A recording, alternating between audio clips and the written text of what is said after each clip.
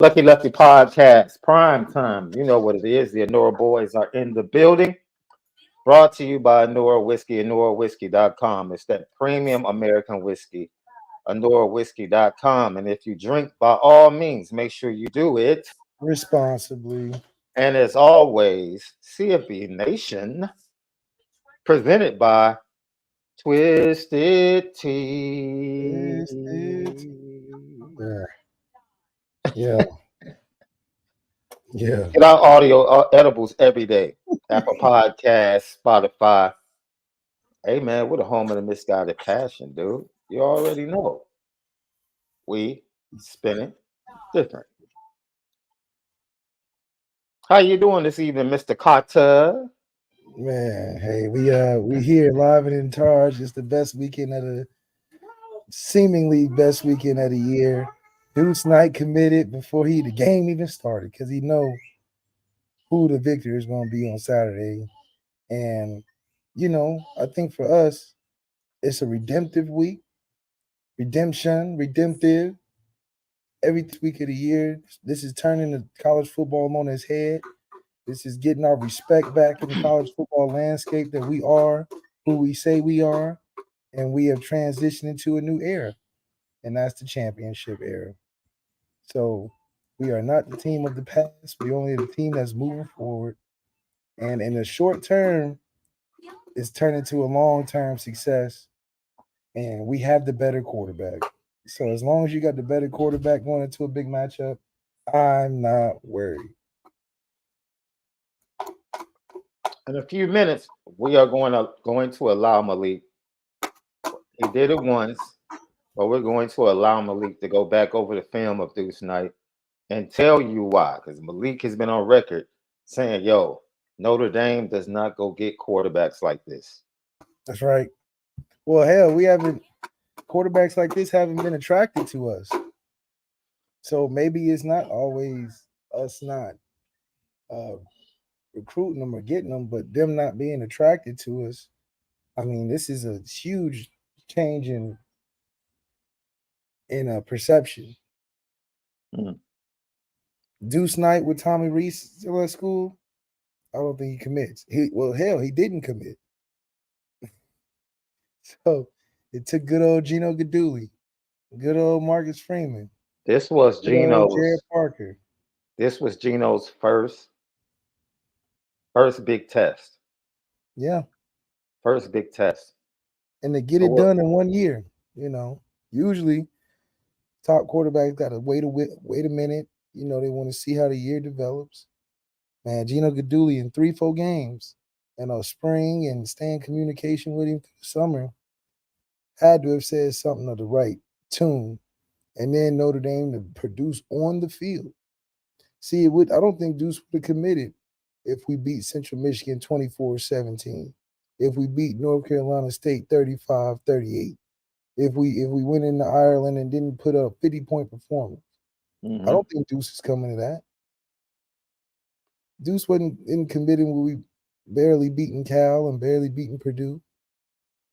He see this, he's like, I'm stepping into something where the foot's already on the gas. I just can't take it off the gas. In a time where Deion Sanders and his personality is taking over college football, Yeah. Saban is sinking, Yeah. you know, Lane Kiffin getting in trouble. Notre Dame seems to find that right pocket where this might just be the safest school to go to. That's a top program Man. with a bright future that you can lock in on. Like I feel like Deuce Knight can say, okay, I can commit today and know we can still be good by the time I get there and even after. Yeah. Can't say that about Ole Miss. Can't say that about Ohio State. Can't say that about Alabama right now. Can't say that about LSU.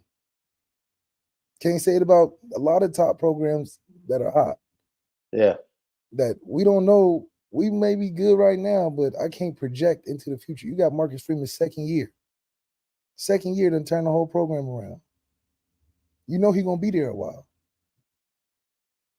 He's gonna be there a while. And I think Deuce Knight saw the steps taken. Recruiting class on point. You addressing the needs that are obvious, because a lot of teams don't address the obvious needs, like the importance of getting a top quarterback, Yeah. like the importance of fixing if you need a pass rusher or whatever the case. So for us to be where we are, we don't know what Oregon's going to look like. We don't know what and then outside of those teams not knowing what the future will look like a Texas A&M also, you don't know what the recruiting is going to look like. How many teams in the near future going to look for a transfer quarterback? Where Duce Knight will be like, damn, I thought I was going to slide in there and have a chance to start, but they done got a senior from some other place. Yeah. So I think this is the perfect opportunity. Duce saw the matchups. He said, okay, I got guys coming in. I don't have to deal with transfers at this point. They like the potential of what can be in the development standpoint because they got Kenny, CJ. I'm coming in there as opposed to it being an $8 million man, a transfer that's got a lot of height, and then guys on the roster that we don't know who they are, but they could be good. I mean, Notre Dame really is the safest, biggest place, biggest program with a future where you can put your thumb on it. Yes, it's going to happen. It's going to be there. And I don't think he's going to go anywhere else. Where Marcus Freeman going to go? Alabama? That'd be the only place. And then Julian, my favorite quarterback outside of Duce, Julian committed to USC, but he's a beast. Julian Sam? No, that's saying Julian from Georgia. Yeah. He's a beast. So, if you're not going to USC, Notre Dame is the best place to be. Is Duce Knight taking his chances at Florida State? No, even though they're good right now. So all signs point to green, blue, and gold. I had this conversation earlier, Left. If I were a quarterback right now, I think I said there are only 3 programs that I would go to before Notre Dame. Texas, That's until one. Steve Sarkisian leaves. That's one. USC. USC because of Lincoln Riley. Because of Lincoln Riley. Yep. This is if you're an offensive guy and quarterback. Yeah. And the third would be? The third would be Washington with Caleb DeBoer. You really like Washington, man. You've been talking about Washington Hey, what we're seeing with Michael Penix now, he did that with Michael Penix at Indiana. Yeah. It ain't like he did that with less talent. Like, their receiving core is absolutely amazing. Oh, yeah. Amazing. They're really good. And the offensive line is really good. But he had Michael Penix playing the same way at Indiana with less talent. So I know what Caleb DeBoer. Look, man, we talk about this all the time, and this is the value of Gino Guidugli. I was watching the pregame to Panther Saints. Do you realize that the Panthers have invested on their offensive staff 4 former OCs or head coaches that have developed quarterbacks in the NFL? I'm talking about developed good quarterbacks in the NFL. All on the staff. All on the same staff for Bryce Young. That's how you invest. Wait, hold on. Your young quarterback. There are 4 former offensive coordinators / head coaches. Yes. On the same staff. On the same staff for the Panthers Bryce Young that have developed a good quarterback in the NFL. No, that's all good. there for Bryce Young. That's how you invest in your young quarterback. That's an organization saying, that's our guy. We're all in. I mean, that's pretty damn all in.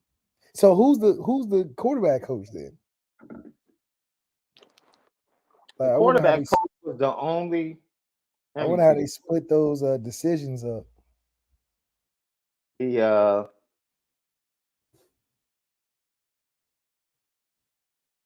Doug Peterson is the Is that Doug? Wait a minute. Doug No, Peterson. Doug Peterson is the head coach of Jacksonville. Yes.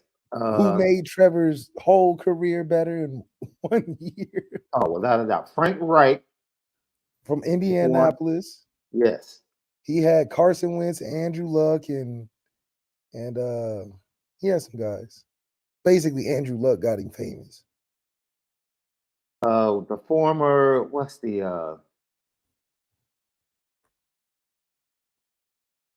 I'm trying to find him right now. That probably couldn't happen. The former coach of the Colts. Sorry about that. Josh McCown.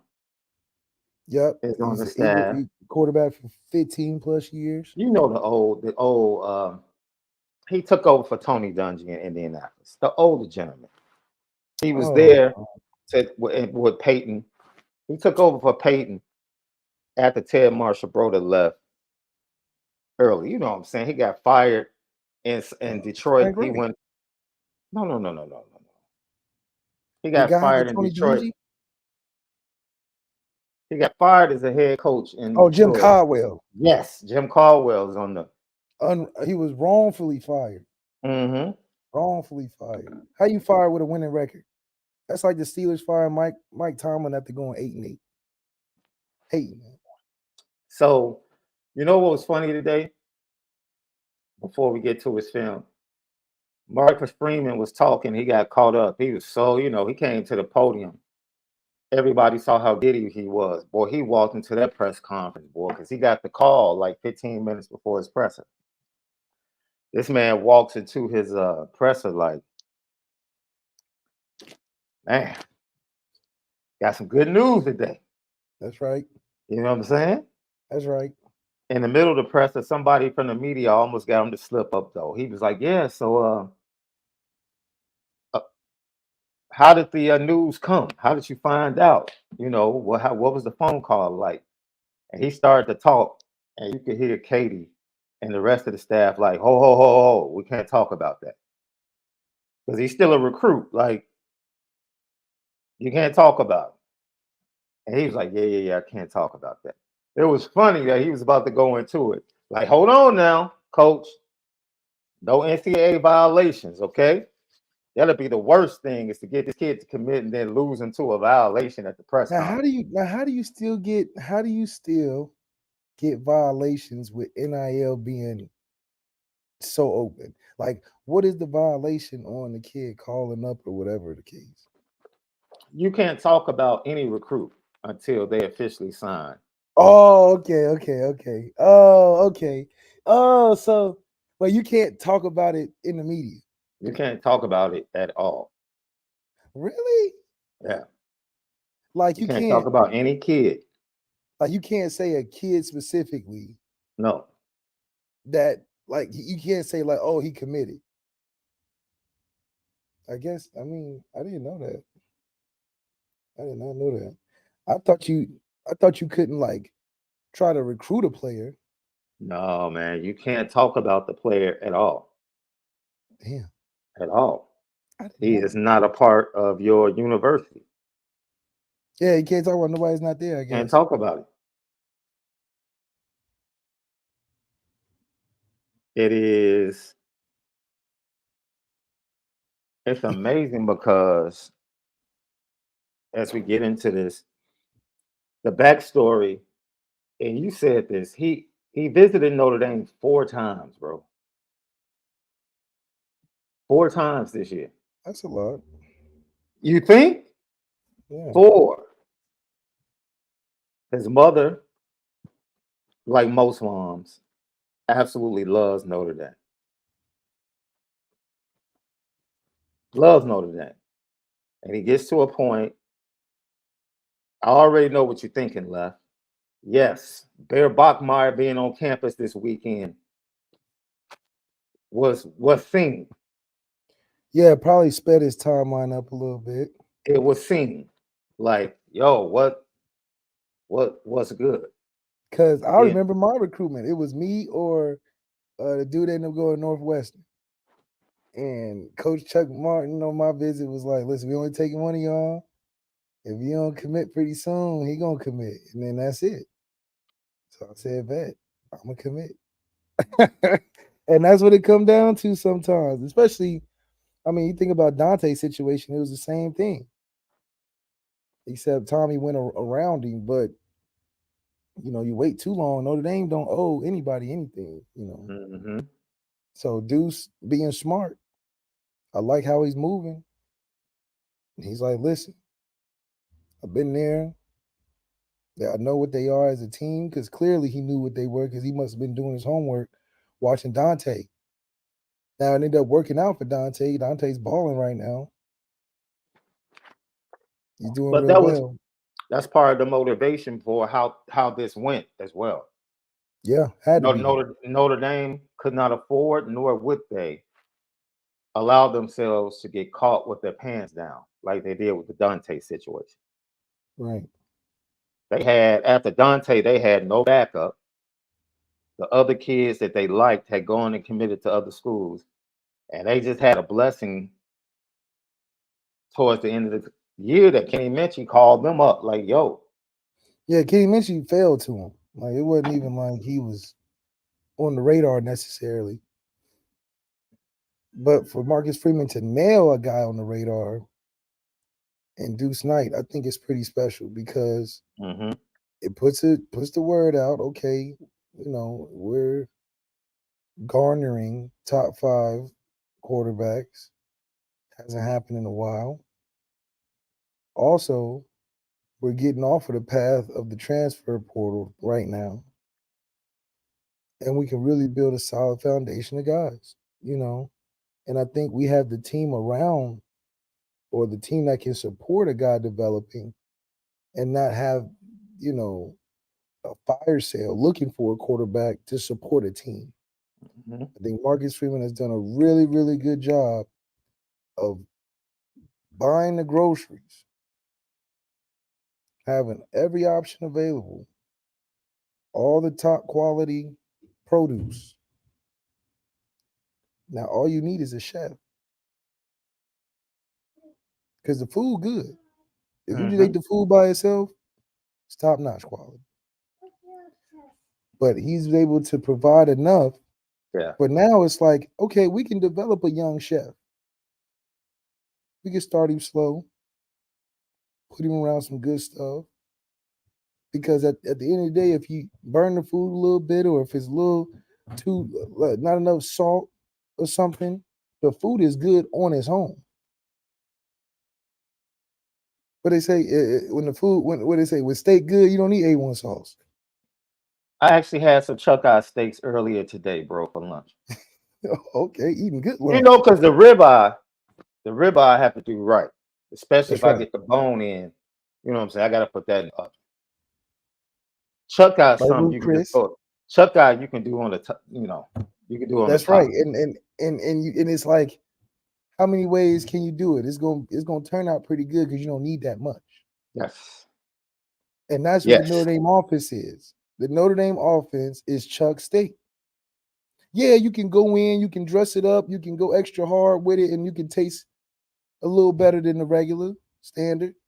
But if you just salt pepper that thing up, flip every 15 minutes or whatever, you'll still get a good meal.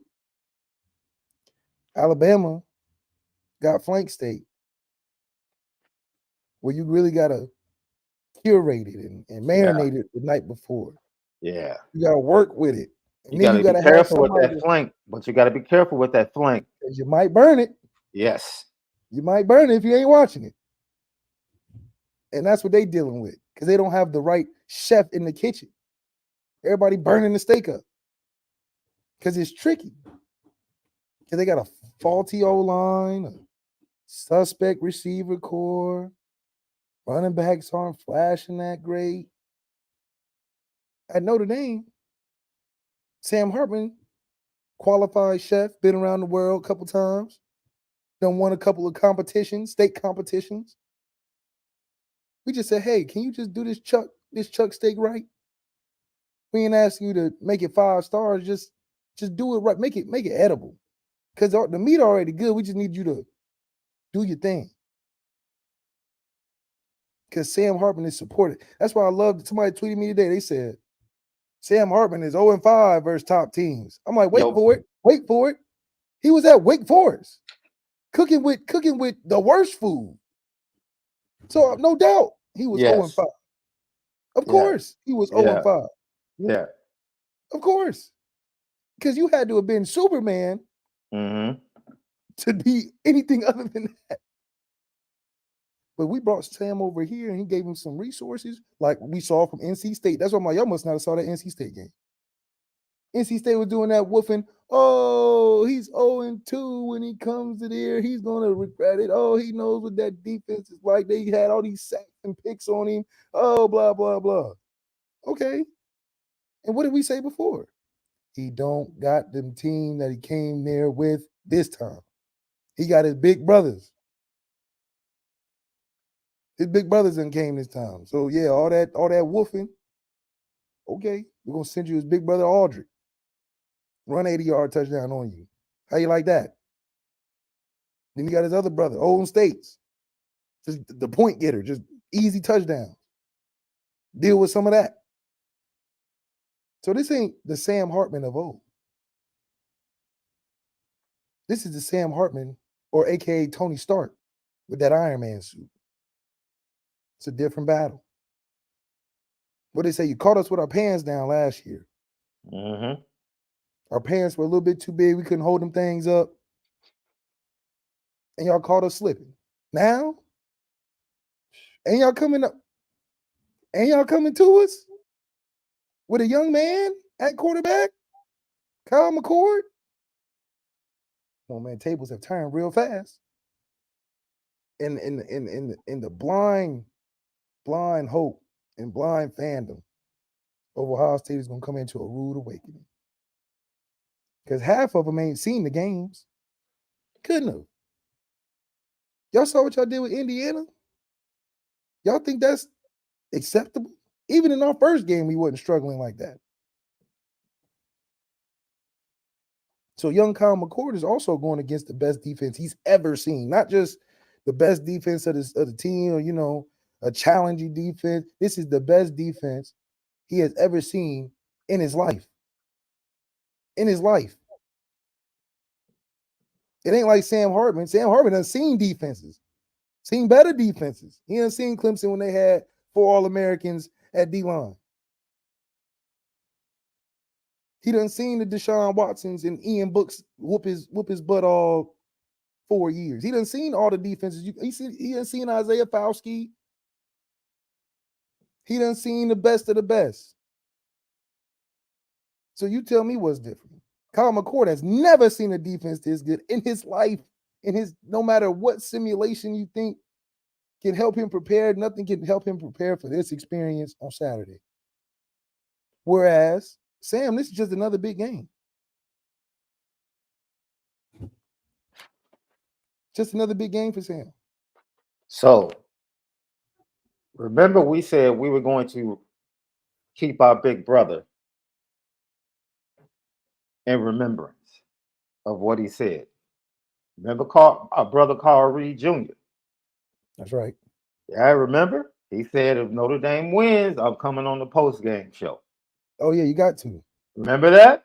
And he also said Notre Dame fans will be clamoring for Tommy Rees to come back after 3 or 4 games. Oh. He also said that. I just reminded him that he said that. Yeah, clamoring.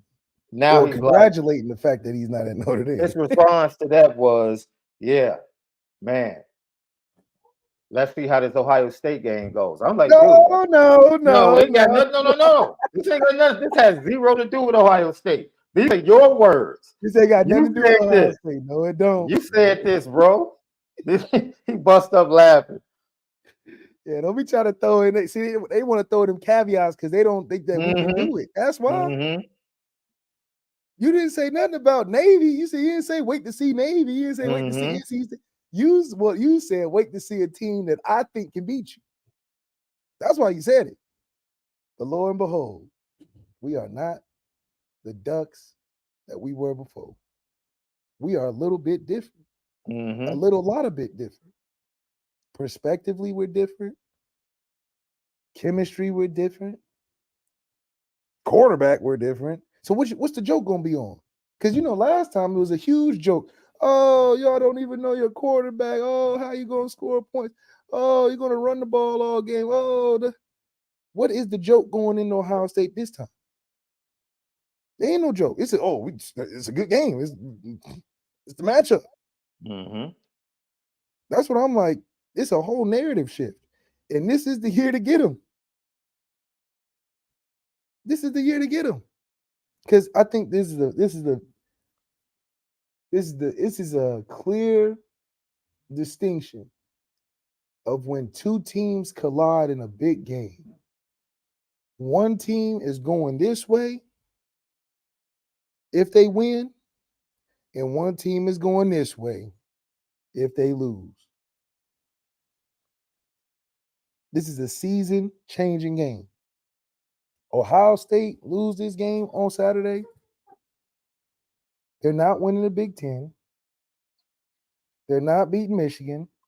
First of all, And they're they're not not even winning. going to be in the playoff picture. They're not beating Michigan at the Big House this year. They're They're not. not. They're not. This game doesn't. This has no bearing on that. Ryan Day is on it. You just say they're not beating Michigan regardless of what happens. No. I have very little faith that they beat Michigan, bro. Very little. And this also goes to show you that this for us. We're the top dog in this game. Which is rare. Game. Yeah, which is rare. It's a big game. We rarely have the best quarterback in these matchups, bro. Rarely.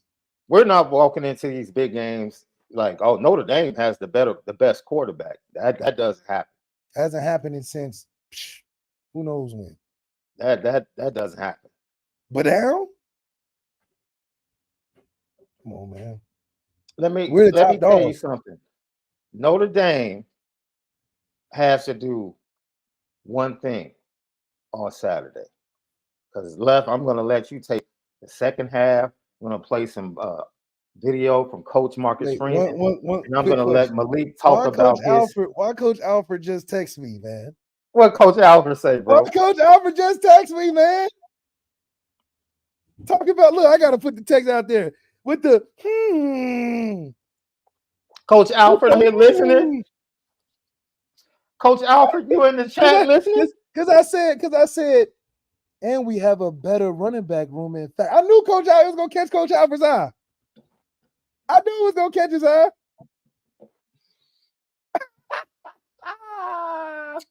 It's funny because one of the listeners tried to check us in the comments after because they said that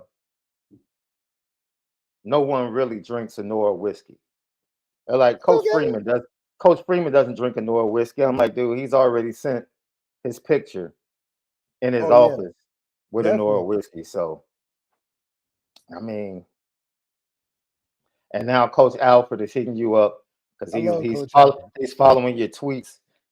And in this chat, he's got one of his assistants watching, like, hey, see what they're talking about. Yeah, because they know. They know. I love Coach Alfred, though. So it's like, I said, Coach Alfred, I didn't say the best running back coach in the world. Coach, you know what it is. Yeah. It's that time of year. I got to talk my stuff. You know what it is. I got to talk my stuff. So, like, in a few moments, we're going to allow Malik to talk about the trash he's been talking all day with Ohio State fans. So, really, they've been coming at him because he was playing Mr. Carter with the kids earlier today. Yeah, I'm just a sub, man. I'm just a sub at an elementary school. Why y'all attacking me? I'm not playing. I'm just a sub, man. I'm teaching math and science. Can I tell you what this game comes down to me? Talk to me. What it comes down to for me. We could talk about Sam Hartman. We could talk about revenge. We could talk about all of these other things. Marcus Freeman, Ryan Day on the hot seat. Players, coaches, coordinators. Notre Dame has to be willing to get hit. See, I'm going to give you a boxing analogy. In order for Notre Dame to be effective, they're gonna have to hit Ohio State to the body. Yep. They have to wear them down.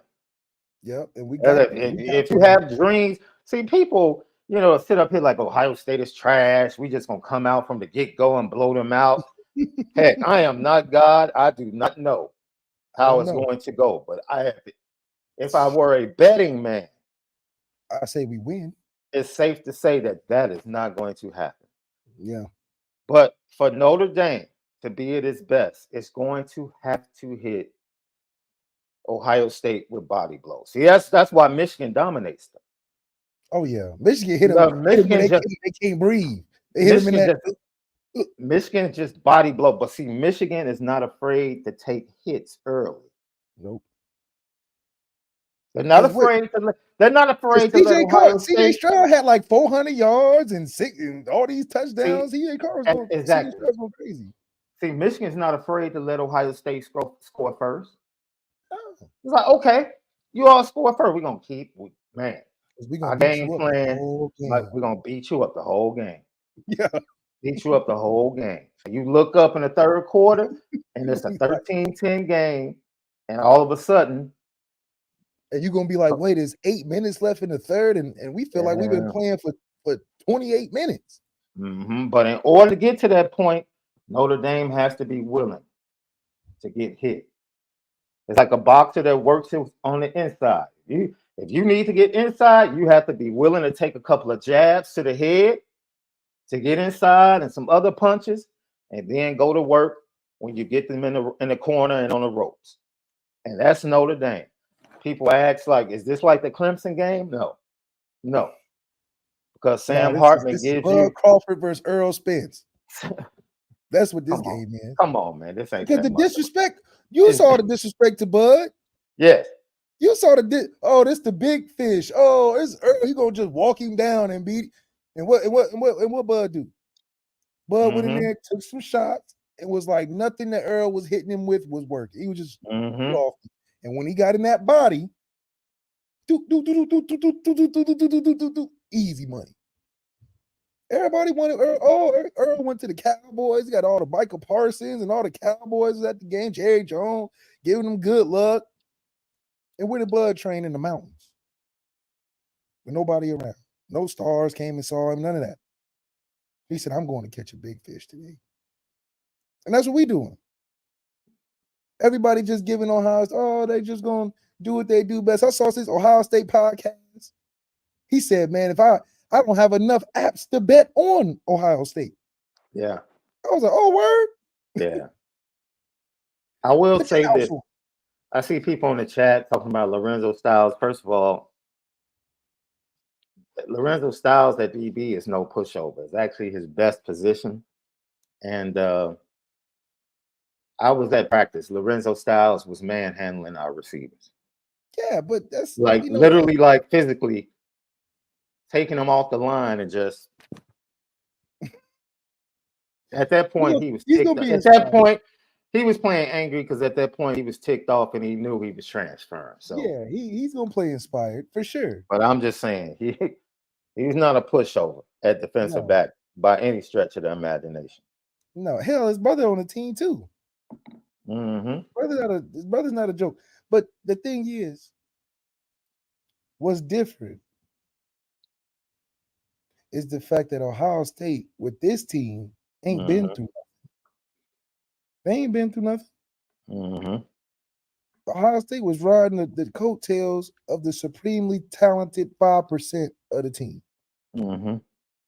This is Ohio State team that's a little more bland, a little more overall good. Not top heavy good, overall good. A good football team. Before, it was a good football team sprinkled with all the extra zest. So he was like, that ain't no regular cake. I got something else on it. Now this is just a good team. But we're a great team. And that's the difference. Last year, now see this, we'll say that for the week. Duce Knight. Here we go, Lefty. There's so much to get to with this game. So much to get to. I don't want to jump out in front. So what's good about Duce Knight? Well, I like his size. We're recruiting size. And the last time we recruited size, we had some success. Who was that? Deshaun? Deshaun had some success 2015 we recruited size. Now, the development piece we lacked, but we have also gained development with this. So the second time around, I think it'll go good with the size. What we like about Duce Knight is the fact that he's everything that you would want when it comes to a coach that can build a player in an offense that is good, but could use an X factor like this. He may not have the perfect mechanics and the perfect technique. He may look a little awkward. But when it comes to playing football with the right coaching, because that's what's also key, the potential is greater than what you see in on film. Some guys you can watch film of and be like, yeah, eye test, day one starter, boop-de-boop. But when you're a great coach with a great knowledge of who you got on your team and what you can do in development, you look at Duce Knight and say, oh, I can make this better than what I'm looking at on the film. And when you can do that, envision you making this kid the perfect fit for your offense because you know you can develop him in things he may look like he's lacking. AKA Lamar Jackson going to Louisville. Coach saw something in him because Lamar didn't have quarterback offers like that. His best one was Louisville. What's it, Patino? Patino saw something in Lamar that was greater than just his athleticism he's seeing on film. See, Tommy couldn't coach a guy like Duce Knight. Because Tommy is going to look at his highlight film and be like, this is all he can do. But when you got development and when you can coach, you say, I like what he can do because some of that stuff I can't coach. But what I can coach about this kid can make him so much better than what other teams are viewing him as. And that's what I think the potential lies in Duce is because you can't teach 6'5", can't teach a big arm, can't teach an athlete, right? Can't teach a guy that makes it look like it's easy. He makes it look easy. He's not out there stressing and pressing. I think he should play with a little more urgency. But that comes to what development and what coaching does. And then you surround him with a good team. This is all of what you want when you're recruiting next level quarterbacking. Because now we're recruiting based on talent. Before, we're trying to get ready-made guys that we're just waiting to put in the game to learn the offense. Now, we've taken it to the next level because we're recruiting the 5-star talent at the position that we're looking to build into the quarterback of the future. That's different. That's different. Before, we're trying to take the pocket passing guy with a bunch of numbers in high school from Little New Haven, Connecticut. Oh, he threw for 10,000 yards in Rhode Island. And he's 5'11", but it's okay because he threw for 10,000 yards in Rhode Island. But now we got a 4'4", 4'5" quarterback, speed-wise, with a cannon, freak athlete. That's something that you can mold. That's something that you can build on top of that foundation. What foundation can you build on top of Drew Pine? He's already as good as he's going to get. He ain't going to get taller. He ain't going to get faster. He's going to get more accurate. He's already semi-accurate. But when you come to a kid like this, you're like, oh my gosh, he's already 4'5". So, shoot, if we run a play, a read option, he could take it all the way. It don't have to be the perfect play call. The moment he takes the first snap, he improves the running game. He improves the running game. See, right now, teams don't even have to think about Sam Hartman. We're pulling the ball. No. You got to think about what his potential is if as a defensive coordinator. Mm-hmm. And the fact that we have great coaching is going to put defenses in tough positions to where it's like, okay, if you want to take one away, we got the talent and the coaching to develop our quarterback to beat you in other ways. This is how you get that championship level. Because now you're put in a position where we got a tier 1 quarterback, talent-wise. When's the last time we had a tier 1 quarterback from just talent alone? As good as we like, as much as we like Sam and as good as he's been for us, he's not a tier 1 quarterback in college football. His stats are looking like it and, position and all that. But NFL is going to be like, we taking Caleb Williams. Straight up. We taking Drake May. XYZ from just talent alone. Duce is a potential first round based off of the look, the eye test. Potential. Well, somebody in the chat just asked us to compare him and Dante, and I saw somebody else say that Duce had a higher ceiling. Dante Moore is a top 5 pick in the NFL draft. Period. He's a top 5 pick in the NFL draft. You'll see it play out over the next 3 years. But Dante is polished. And whatever you want to talk about, he's Dante arm mobility polished, and it's going to get better. So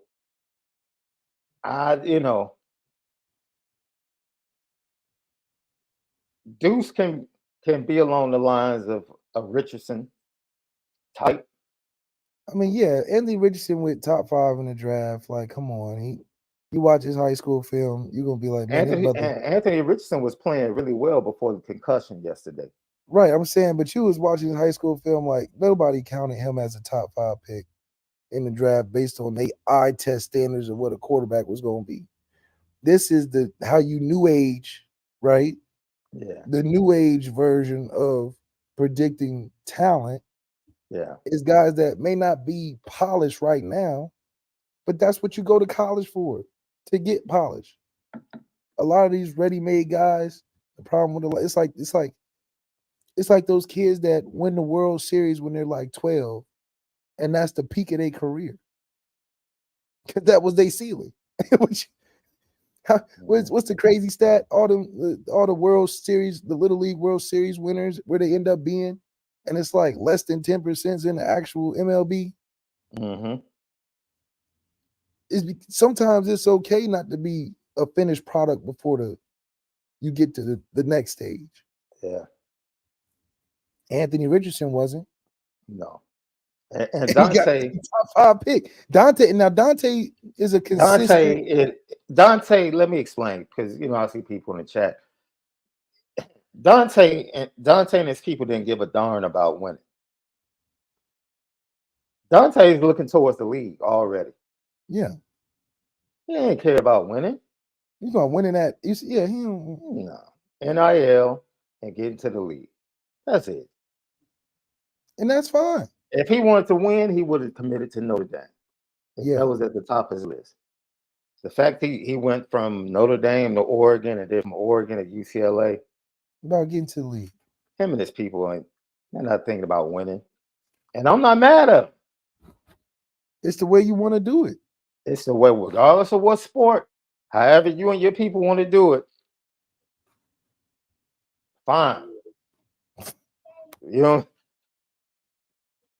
Hey, I have no problem with people that go get the bag, bro. There is no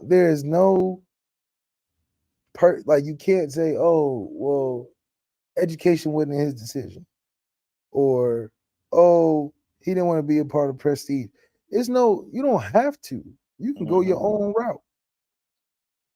And the way that he's unapologetic about it towards the end of his recruitment, I mean, hey, you deserve it. You the top 5-star quarterback.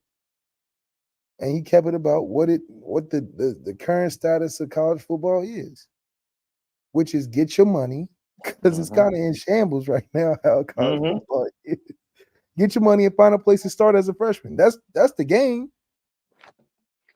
That's the game. You have to ask yourself, if you're winning, if you're so hell bent to win, there's only four teams There's only 4 teams you even going to. you even going to. Georgia, Alabama. I don't know about Alabama right now, though. I mean, Currently as it stands. yes. Okay, I'm sorry. Georgia, USC, us, and Texas. And Washington, like you said, after Washington. Other than that, if you trying to win, go there. But if you trying to do enough to get some good film, hell, get paid for it at this current state of college football. Bro, you I know am what not time mad it at is. We are seeing players leave Georgia to go get NIL money and Now, through AJ the Mitchell did it right. NFL. Yeah, you're Yes. right. Yes. No, that's man. If you could draw up how to be a receiver and go through college football recruiting and all that, take his route. Get 2 championships, dip, go get a massive bag from another team that's gonna throw you the rock. Another good court. Now, who cares if they win a championship? He don't care. I doubt AJ Mitchell cares if they win a championship because he's already gotten everything he left Georgia for. And Georgia probably was giving him some money. But he went to that oil money in Texas. Boy, ain't no telling. Him and Arch Manning might be getting the same check. But nobody's gonna sit there and be like, oh, well, he didn't graduate. He's an idiot. Oh, he didn't. That's not what college football is. That whole tradition and loyalty to the school and love for education over football first is when that money got interjected in there. Yeah. The game changed. Like someone in the chat said, if you get hurt, the pro football draft means nothing. Fam, do you realize Caleb Williams is gonna have like 10 million in his bank account before he gets to the draft? The game has changed, man. The old cliches that y'all throwing out, it don't apply. It doesn't apply. Because the money then got put in. The money is the money is so good that Shedeur Sanders might come back next year. Nobody talking about that whole. Did you see the watch he had? If you don't get a degree, if you could get hurt. Man, these kids you see the are watch making millions of dollars right now. That all those old adages, they don't hold up the same. They just don't apply. They don't hold up the same left. They just don't. don't. Especially if your kid is a 5-star. Now, if you 2-star or something, you still apply to that. Now, how much money did Bryce make before he got to the league? Had $1 million. He was sitting on $1 million watching film of Mac Jones. Right, not playing, sitting on $1 million. And now he made that $1 million good now. Yeah, but it went up every year though. I remember watching this dude at SEC Day last year. This mark came to SEC Media Day with some red bottoms, no socks, velvet, no socks. I said, this dude here. Yeah. When you see the no socks and the slip-on shoes that you don't know what they call, yeah. And you ain't played one snap. Hell, I was wearing Team Issue shoes at my press conference. Man, first of all, for people in the chat that are saying Shedeur is already rich, let me tell you something about the culture that he comes from. Shedeur ain't rich. His daddy's rich. That's a difference. That's a difference. Y'all, he come from money. Shedeur is not rich. His daddy is rich. His daddy rich. Once Shedeur starts making his own money, then he be rich.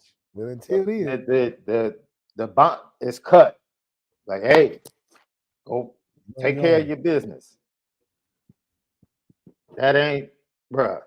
I don't care if it's Caleb Williams, Dante Moore. The money is too ridiculous, bro. It's just too ridiculous. It is. Money too good.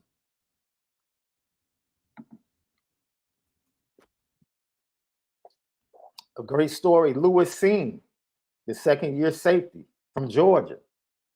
Man, this dude was taking his NIL money while he was at Georgia and invested it and tripled it before he even graduated. Dude, the game is different, bro. The game Now, is different. look, we are not here to devalue degrees, college degrees, and we're definitely not here to devalue a Notre Dame degree in comparison to. Well, first of all, man, 10 million. You get 10 million at 18. Are you making 10 million off a degree? What's the probability? Let's just say that. My point is, look, getting a degree is, you have what, 30 years to come back and get your degree from a school? Something like that. Jerome Bettis did it. Yeah, hell, 30 years. 30 something. Yeah, 30 something years. Acted like he was a true freshman. I mean, you know. Left. Hey, I pray, bro. I don't know what the market is going to be like when Lil left and oh, we going for that Shador bag. Hey, when they go through, who knows what it's going to be like. All I do know is I'm not mad at you, Uncle. Hey, Unc got y'all back, bro.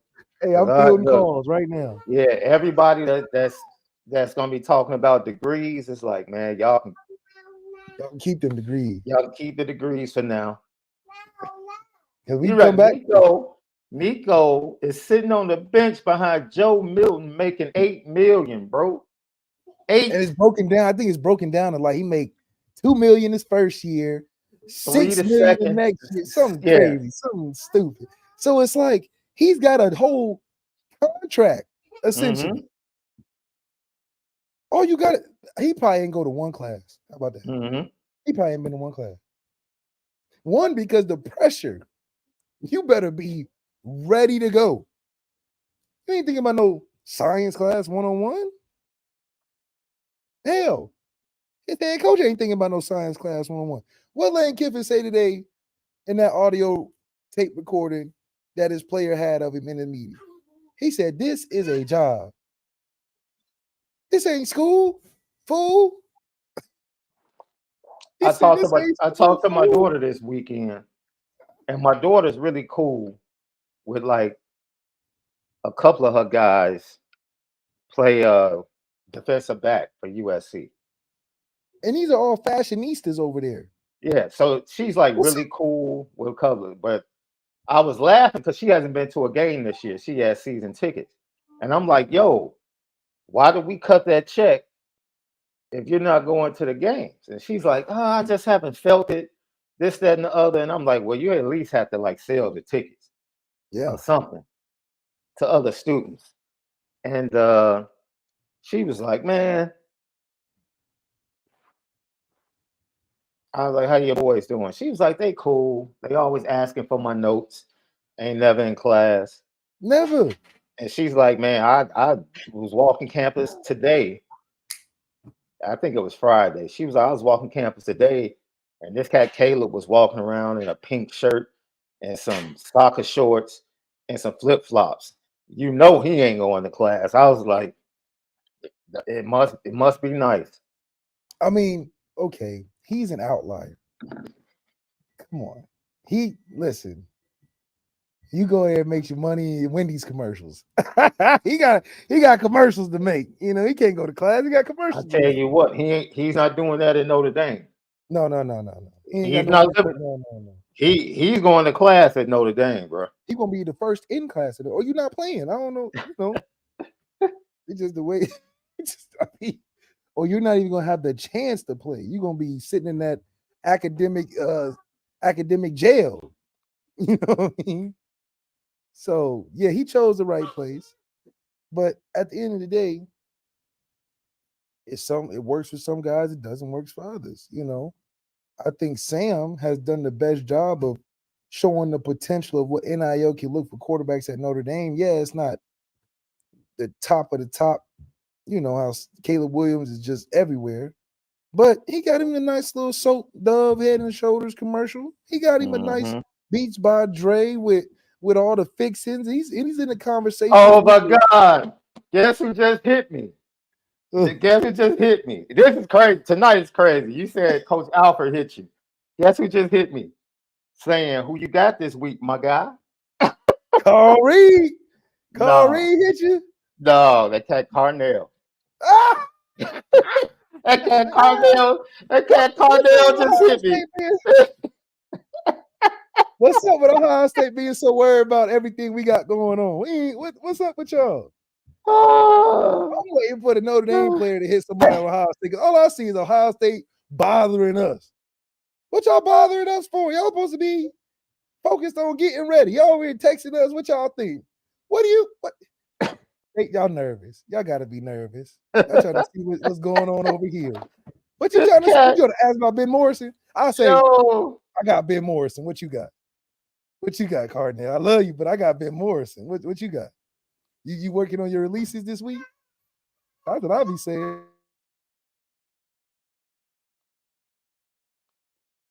Is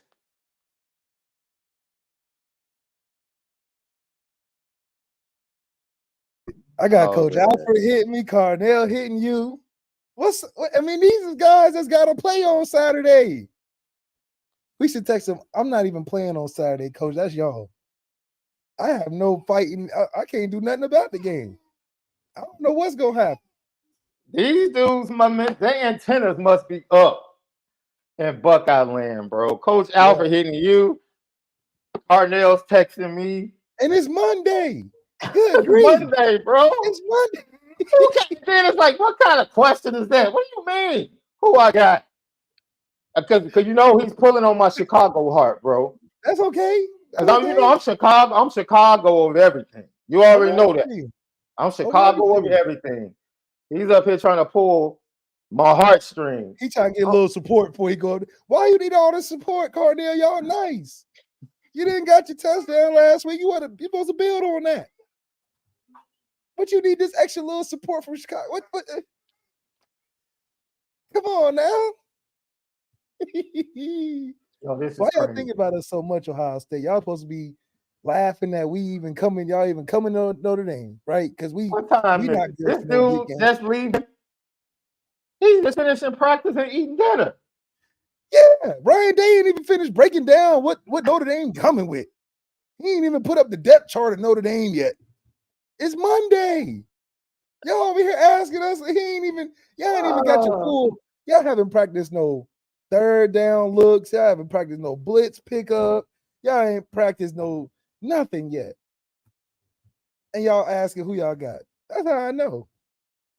But this is an epic show.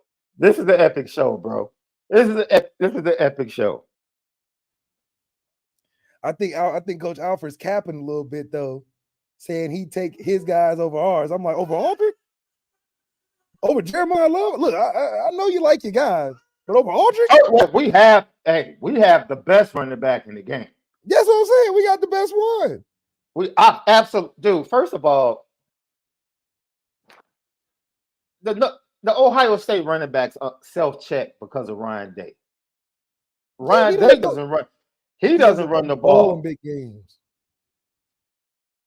He refuses to. He'll throw a screen to his receiver before he hand it off. Bro. He'll throw a bubble to Marvin Harrison Jr. before he hand it off.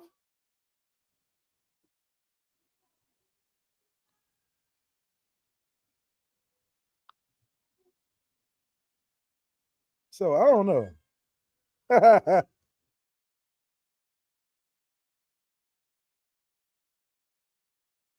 Yeah. This is literally because we were just I congratulated him. For those of you don't know, he's been on Lucky Lefty. We built a relationship and he looked at us as big brothers. And then we kind of got stronger when he went through what he went through with the loss of his mom. And, our ministry has been kind of helping out with his siblings, with our food pantry and some other things. And,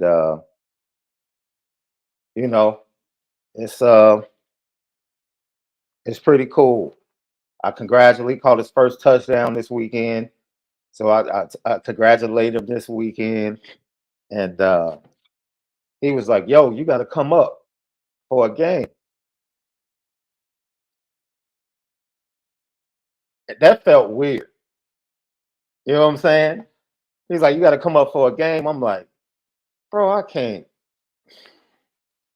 I don't want to walk into that stadium." But now he's he's talking crazy now. He's talking crazy now, y'all. Ohio State got this overinflated sense of themselves. You know what I Yo, mean? They've been riding high hey, for a long time. he said he's like, y'all, hey, y'all don't know what's coming. How do we not? All right. How do we not know what's coming? It's on and popping. It's on and popping. I love Cardell. Love him. But it's on and popping, boy. Well, you got, boy, look. Boy, look. It's on and popping, boy. It's on and popping. I was trying to be chill because it's Monday and build up. This cat C tape that got me lit. Nope. He got me lit tonight, LL Nation. He got me lit, baby. I told you. I got the Ohio State fans all in my DMs. Before I forget, LL question of the day. Who is the most important Notre Dame player this weekend? It's a continuation from a tweet I put up last night. I had almost close to 900 responses. And out of those 900 responses, I have 3 for JD Te'o.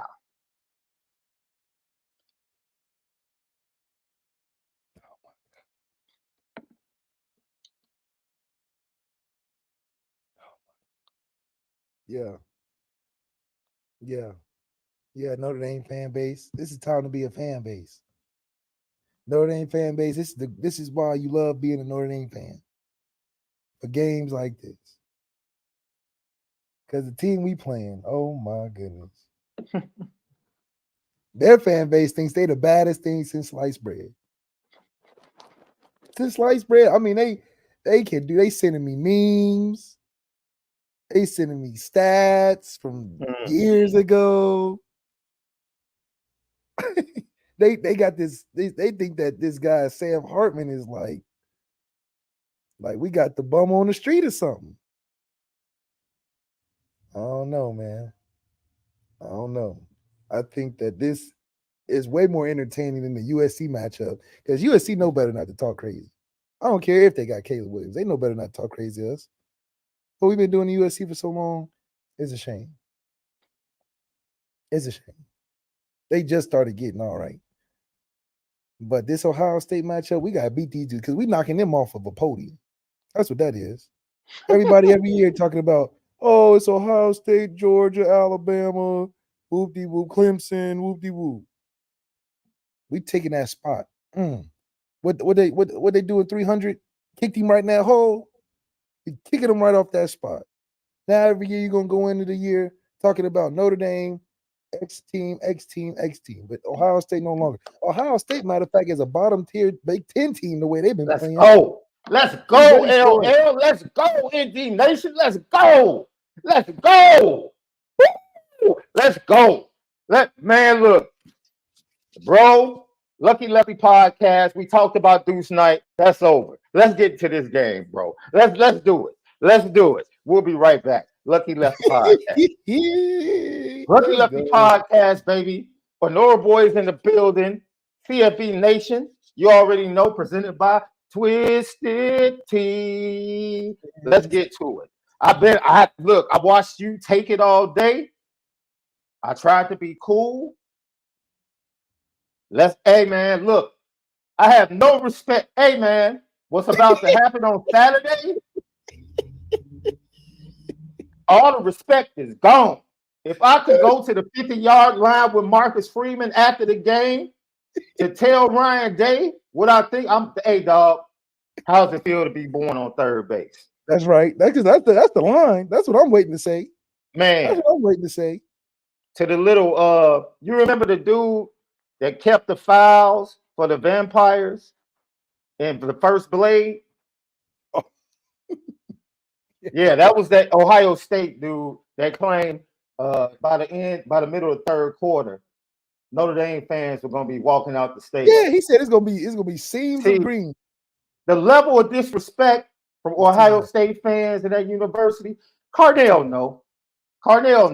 He messing with me right now. He knows. That's why he hit me. That's why he hit me. They hit us because they know. Just Coach Alfred know. That's why you hitting me. I ain't thinking about you. I mean, you my dog. I think about you a lot, but I ain't thinking about you this week. They know. Yeah, they know. But you. They know. Because if it was such a blowout, y'all was gonna do all this crazy stuff. Y'all wouldn't be texting us. Yes. I wouldn't be texting us. Y'all be like, man, this is another game. Yes. Frank, you're darn right, Frank. You're darn right. It's personal. It's personal. Let's go. That trash quarterback y'all bringing into the bin. Trash. That's what I'm talking about. I tried to be nice. See? Wasn't I nice? During the quarterback competition left, haven't I been nice?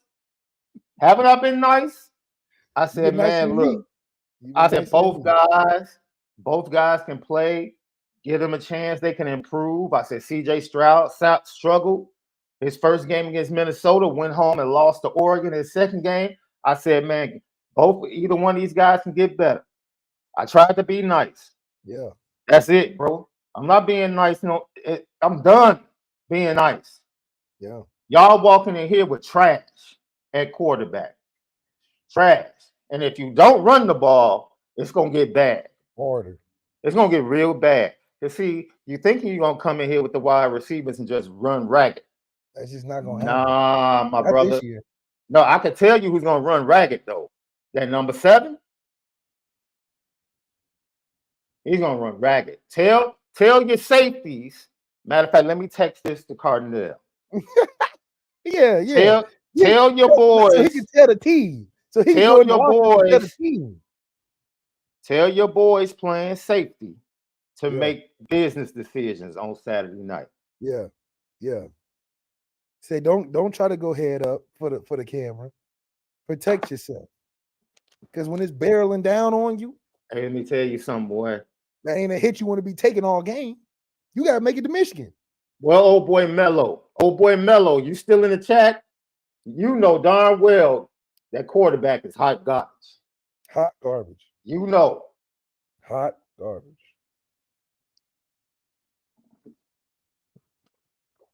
Running back, they got Travion, Mayan Williams, who's always hurt. Then they got the Trannon kid. Yeah. A roster filler. We, ND, we don't have roster fillers. We got household names. Household names in that backfield. Names that any one of them could go crazy. We just happen to have Audrey go crazy first. Yeah, Alan Krentz, I don't see them losing. I see them losing in the Michigan. I don't trust Coach Franklin at all. At all. And the game is on the road at the Horseshoe.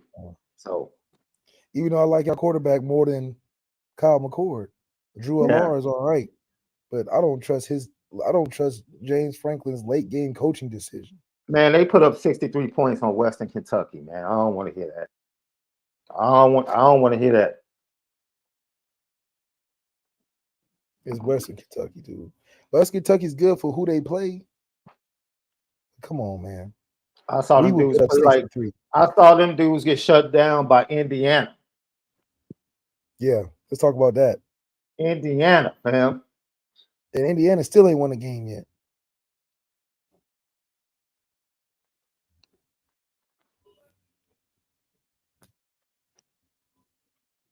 I just wonder how y'all got all this faith in Kyle McCord, because that's where it's got to come from. This man is a 4-game starter, and y'all got all the faith like he gonna go up against a 5-year veteran on the other side of the field with a wealth of experience at the coaching staff, with a wealth of talent. This is the best. Let people remind you. This is the best defense, the best team Kyle McCord has ever played football against in his life. If he's 20 years old, in 20 years of his 20-year-old life, he has never, ever played a team as good. That's why it's really good for us and really bad for them. He's never experienced a game like this before. And y'all think y'all going to put y'all faith in a man who has never experienced this level of competition? He's going to go out there and do what? You got to go out there and score 40 plus to win this game. You got to go out there and score 40 plus points against a team that is the best team you have ever seen in your life on the field. And I think I'm a chill. I'm not gonna hit Papa Styles probably until like Thursday. That's my guy too. That's my guy too. Yeah, look, I love our guys, but listen. I'm gonna hit Papa Styles up like, hey, I'm supposed to be having catching up with him at the Jamaican spot downtown, South Bend, on Friday. Across from that DoubleTree we stayed at. Oh, yes. Yeah. Darn cookies, boy, they so darn good. Hey, every time. You can just go because of the cookies. Marcus Freeman met with the media today. We'll deal with what Sam Hartman had to say. This is him. Left tackling has been an issue, right? Coach Freeman talked about those issues on tackling, and there's an element of safety that you can't tackle live in practice. You can do drills, and we'll do drills. The reality is we missed, I think, 3 tackles on the one drive that they scored a touchdown. Really, for the rest of the game, they did a good job. I think we had 1 or 2 missed tackles after that, but the 3 missed tackles on the one drive that leads to a touchdown is what you can't have, and they're good too, right? You're going to miss tackles. That's part of the game of football, but you have to continue to show them how to improve at that and really work on it in practice, right? Without going live. And then as far as the penalties, right, again, as I said after the game, is it a selfish penalty or is it a fundamental penalty, right? And Riley's penalty can't happen. He's got to be smart. And he is. He knew right after he did it he was smart enough. But, Josh Burnham, he's turning and run to the ball. He was like, Coach, I was just turning and running the ball, and I didn't know that was the quarterback. I just hit whoever I saw, and I'm running to the ball. The holdings on offense those are fundamentals that we got to keep working. We have bad technique that can lead to a penalty, and so we just have to continue to keep working on the fundamentals and playing with good technique, and that should eliminate some of those penalties. What do you think, Left?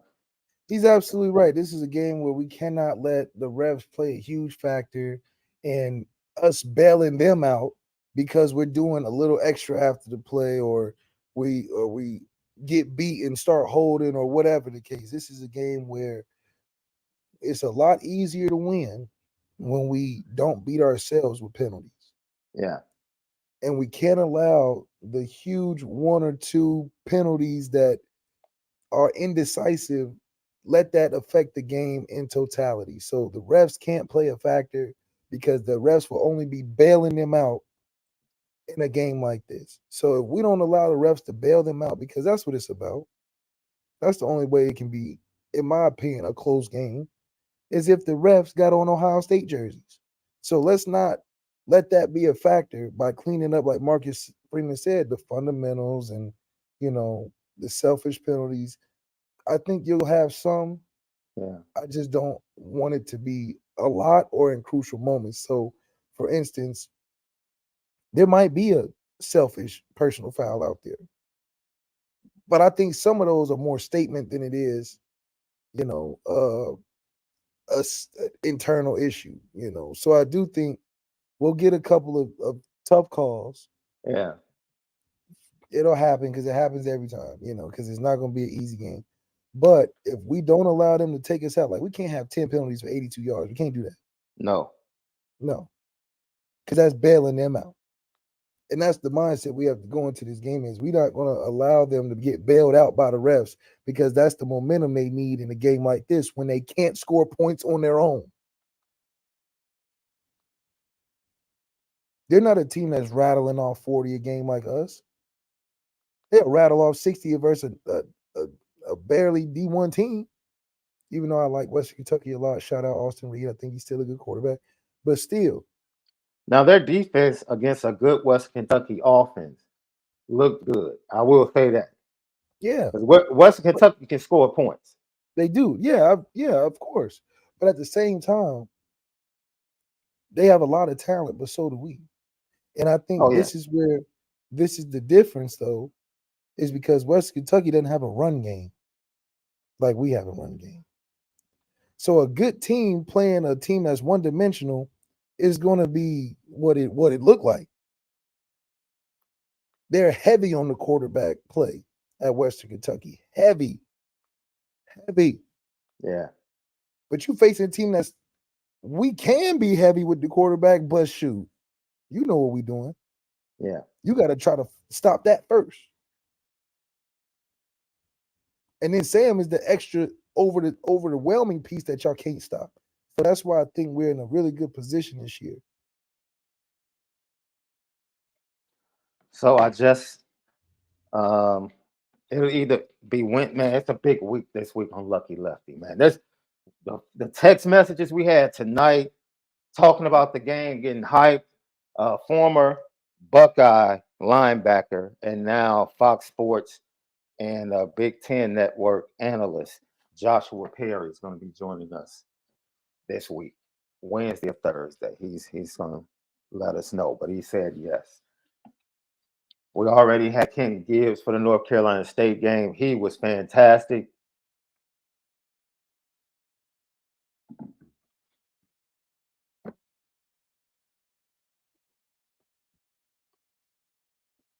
Man. I'm hyped, man. I'm hyped. And we got college game day. I wonder who will be the guest. Who knows? Coach Freeman on the Ohio State offense.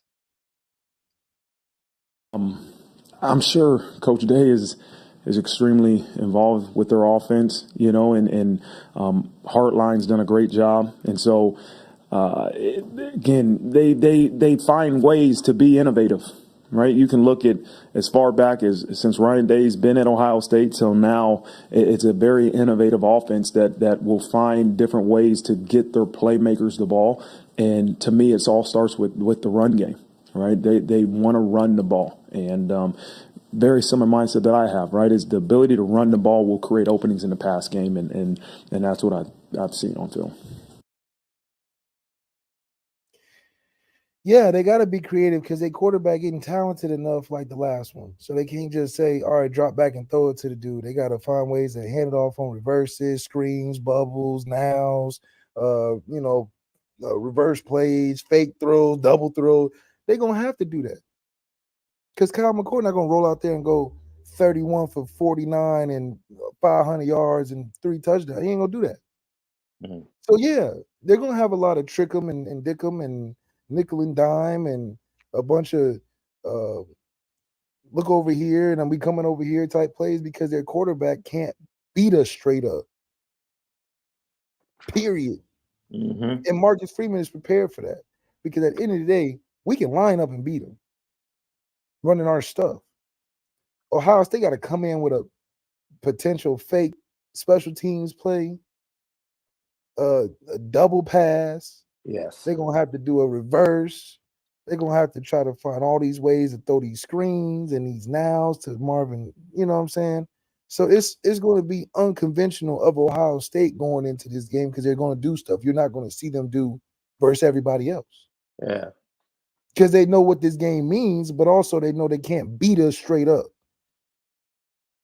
Last year they could do it. They could rely on CJ to turn on eventually. Because they were pretty straight up last year because they knew they had CJ. So it was like, all right, well, we'll see how long this goes, and then CJ will start turning up, getting warm, getting in rhythm, and we can just put it in his hands. They tried to do it versus Michigan. But what'd he say? He got cold. His fingers got cold or something like that. He said it wasn't raining or something. But what's the excuse now? And that's the problem.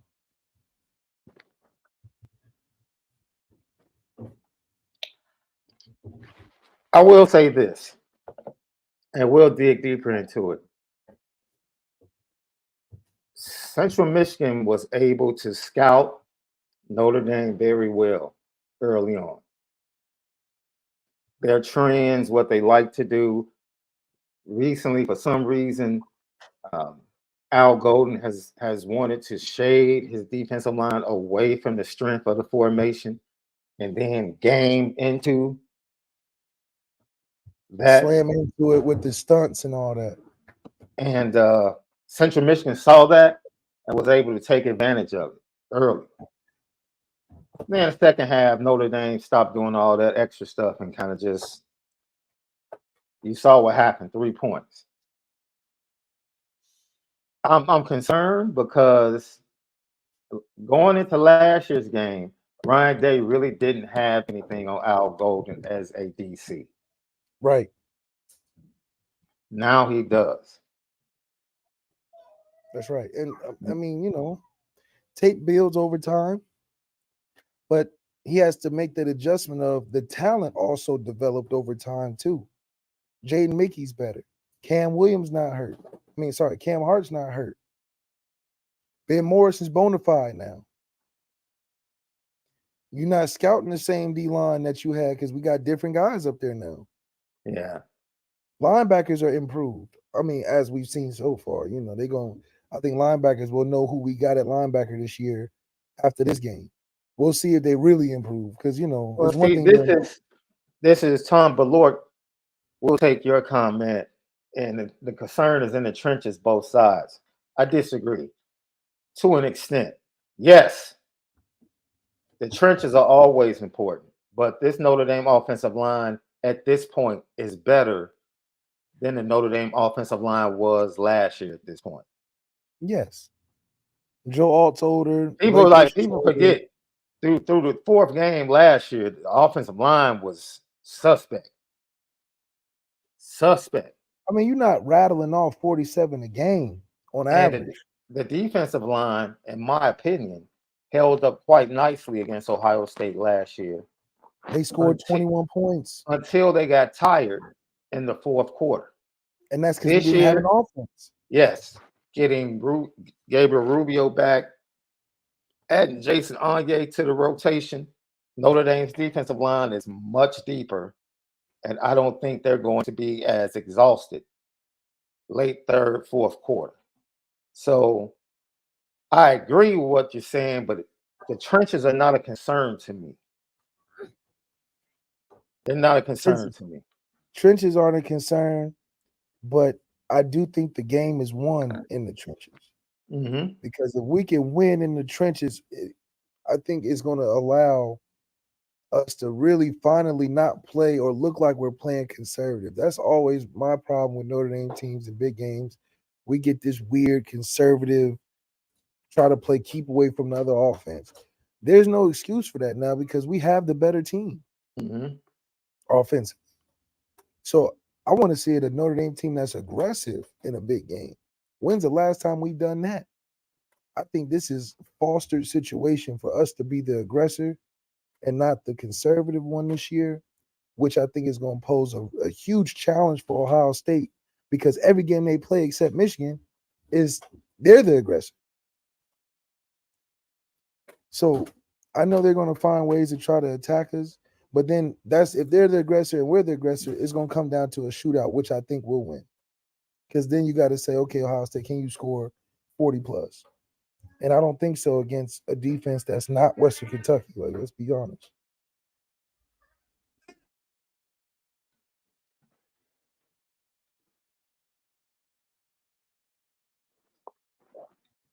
Chris P. Bacon says CMU shouldn't be pushing us around. Hartman and Estimate were the difference. CMU didn't push Notre Dame around. That was our point. We said it on our post-game show.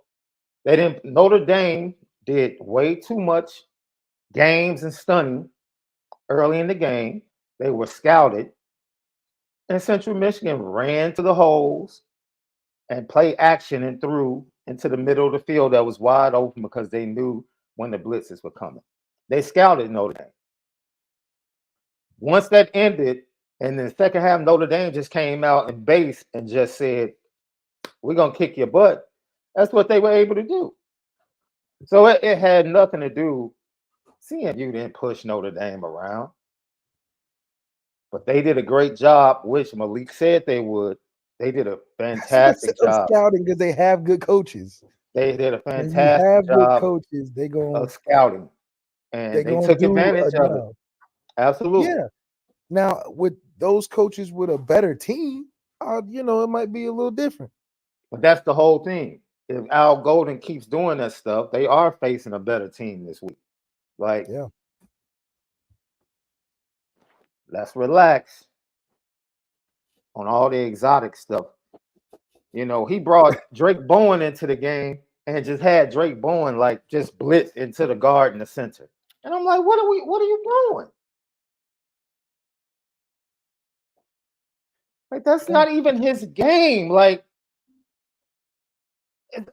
oh my dude. Like, if you bring him into the game, at least let him twist and with the outside rush and come around the outside with an outside blitz. Something. But this is going back to the negative about Al Golden. He's not a recruiter. So I don't believe he fully understands the players he's always getting in the defensive room. Because he's not a great recruiter. If he knew and recruited Drake May how Marcus Freeman recruited Drake May, he wouldn't have Drake May doing that because he'd be like, all right, watch your tape, talk to you. I know how you thinking, know what's good for you, bad for you, because I've recruited you. When he just shows up in the linebacker room, I'll go like, you look huge. I know you probably a problem just being physical, just running straight through and because that's fitting his system. It's not fitting Drake Bowen necessarily. Or it's not fitting Drake. But it fits what Al Golden sees Drake as because he didn't recruit him. It's that NFL thing. Like that's why there's always a disconnect sometimes between front offices and the team and the coaching staff because the front office is just throwing the coaching staff players and saying make it work, aka the Bears. When the Bears administration threw Mitch Trubisky on Matt Nagy, you think Matt Nagy was happy about that? You think Matt Nagy was like, oh, thank you for throwing? No, it was a disconnect. Yeah. And what happened? Matt Nagy had no idea what to do with the boy. And they stink. But when you're in sync, like a Jared Parker is, he knows when to play a Salerno. He knows how to get Tobias to football. He knows what Sam Hartman can do with this offensive line. He knows Aldridge's strengths and everything else. Yeah. Because he knows those players. He's been in that room for years. Yeah. Watching, learning. And it was almost better that he wasn't the one running it because he was able to take notes on how he can improve what he witnessed. Yep. That's how you get 47 points. You in tune with your players, and that matches the scheme. Yeah. Al Golden is it will always be a slight disconnect because he's not a great recruiter. Yeah. This ain't the league. The league is different because everybody is doing it. College football is different because you got to be a recruiter first. Absolutely. So, the defense is going to have its struggles, but that's because the DC is not a great recruiter. Yeah. Lucky Lefty podcast. I saw somebody in the chat before we get to this last piece of video that I know Left might disagree with. But look, we told you before, Blake Fisher, man, is the best right tackle Notre Dame has. Facts. You say Blake Fisher grades out as a good pass protector and a great run blocker. He reminds me of what's his name? It's Aaron Banks. It's his second year. He reminds me of Aaron Banks. It's his second year really playing, and he'll get better. You know, like I told you, this all people overstate on this offensive line. Like he consistently gets beat. He doesn't consistently get beat. He has up and down. One week he's better, the next week he's not as good. So he's not Joe Alt. If he didn't have Joe Alt on his team, people would love Blake Fisher. They would absolutely love him.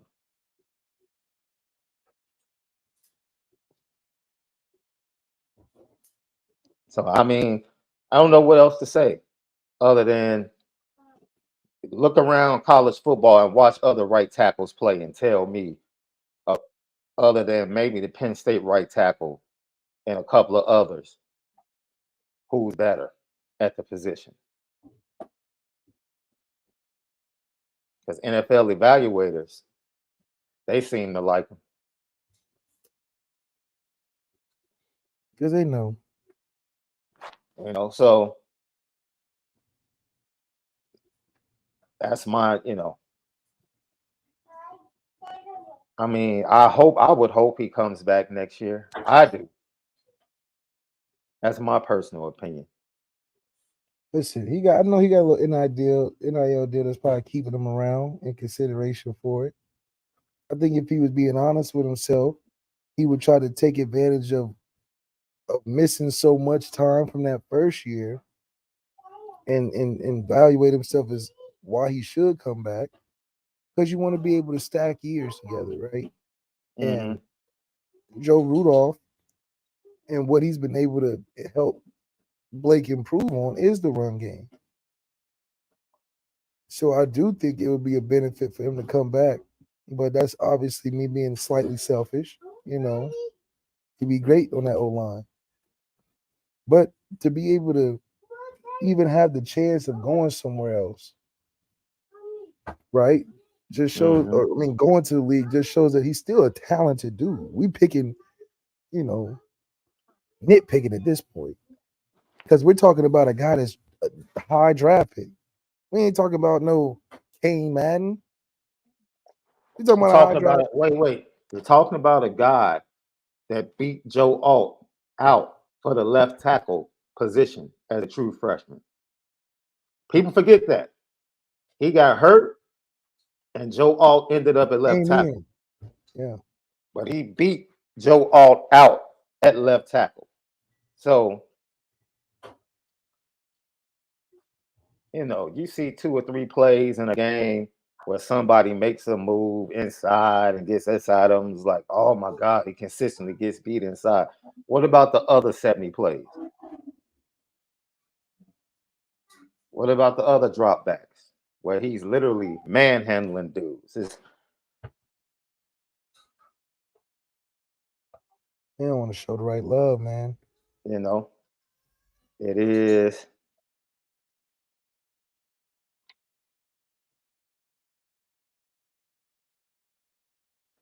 It is what it is. Like I watched that Tennessee Florida game, and I'm like, both of these offensive lines are horrible, dude. The Alabama offensive line, trash. And they big too. And they big and trash. They big and Once trash. again, this is when we tell Notre Dame fans, look around college football. So you think the Ohio State offensive line, they lost both of their tackles. They're mid. You'll see it Saturday night. They're mid. They're mid. So nitpicking Blake Fisher is like Blake Fisher could go to probably any other program and start at tackle.